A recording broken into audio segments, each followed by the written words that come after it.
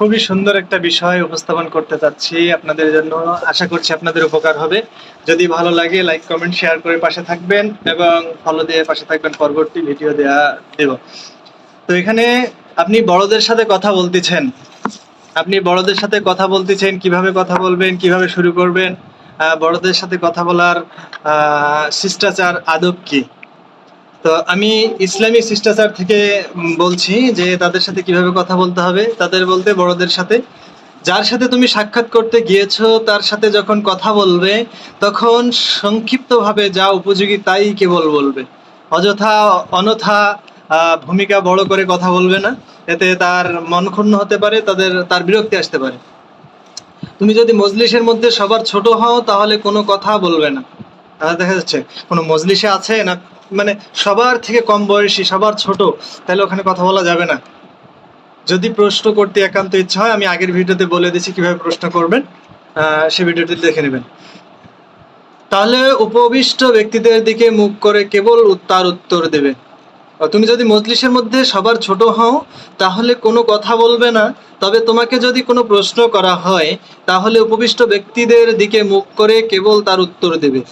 আর তুমি যদি মনে করো যে তোমার কথা বলা যথাযথ ও সঠিক হবে এবং উপস্থিত সুধীবৃন্দকে খুশি করবে তাহলে বলতে পারো। কথায় শালীনতা বজায় রাখবে, স্থানের আদব বজায় রাখা হতে উদাসীন হয়েও না। স্থানের আদব, যে স্থানে বসে আছেন ওখানে যে আদব, বড়রা থাকলে ছোট মানুষরা কথা বলতে পারে না বা বলা ঠিক না, এই জন্য ওখানে ওই স্থানের আদবটা রক্ষা করে কথা বলতে হবে, উদাসীন হওয়া যাবে না। তোমার বসার ধরন, কথাবার্তা ও বক্তব্যের উপস্থাপন শৈলীতে মর্জিত ভাব অক্ষুণ্ণ রেখো। আছে না, কথা বলার সুযোগ পেয়েছে, মোটে ছোট নগণ্য মানুষ, মজলিসে অনেক গুণী এবং সিনিয়র ব্যক্তিরা আছে, কিন্তু ওইখানে আপনার কথা বলার সুযোগ হয়েছে, নিজেকে অহংকারী ভাবে উপস্থাপন করা কখনোই যাবে না, এটা অহংকার হয়ে যাবে। বড়দের সম্মান, যখন তুমি কোনো মজলিসে উপস্থিত হবে তখন সবাইকে সালাম দেবে। যদি মজলিসে সকলের সাথে মুসাফা করতে চাও তাহলে তাদের মধ্যে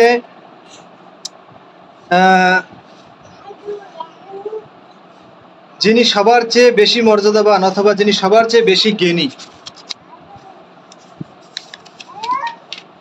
কিংবা যিনি সকলের চেয়ে খোদাভীরু অথবা যিনি সকলের চেয়ে বেশি বয়স্ক কিংবা শরীয়ত অনুমোদিত ভালো কোনো গুণে গুণান্বিত, তার থেকে শুরু করবে। সম্মানিত শ্রেষ্ঠ ব্যক্তিকে রেখে সম্মুখে উপবিষ্ট যে কারো সাথে মুসাফা করবে না, যদিও সে তোমার ডান পাশে থাকে। মুসাফা ওই ব্যক্তি থেকে শুরু করবে যিনি উপস্থিত ব্যক্তিদের মধ্যে শ্রেষ্ঠতর। আর তুমি যদি উপস্থিতদের মধ্যে যে ব্যক্তি শ্রেষ্ঠ তাকে চিনতে না পারো তাহলে সবার চেয়ে বয়স্ক ব্যক্তির মাধ্যমে মুসাফা করা শুরু করবে, কেননা বয়স সাধারণত অস্পষ্ট থাকে না। এই নিয়মে উপস্থিত সকলেই মর্যাদার সমপর্যায়ের হলে মহানবী সাল্লাল্লাহু আলাইহি সাল্লাম বলেছেন, বড়কে শ্রদ্ধা করো। অপর বর্ণনায় আছে, অর্থাৎ বয়সের দিক দিয়ে বড় ব্যক্তিকে সম্মান করো। অপর এই কথাটি আবু ইয়ালা এভাবে বলেছেন, তোমরা বড় ব্যক্তিদের থেকে শুরু করো। অতএব আপনি কোনো মজলিসে গেছেন যেখানে সবচেয়ে গুণী ব্যক্তি রয়েছে, আবার প্রধান ব্যক্তি রয়েছে, সেই প্রধান ব্যক্তিগুলোকে আপনি যদি চিনতে না পারেন তাহলে বয়সের দিক থেকে শুরু করবেন মুসাফা করার জন্য, সালাম বিনিময় করার জন্য। আর যদি সেটা না করতে চান তাহলে সুন্দরভাবে সালাম দিয়ে আপনার বসার স্থানে বসে যেতে পারেন।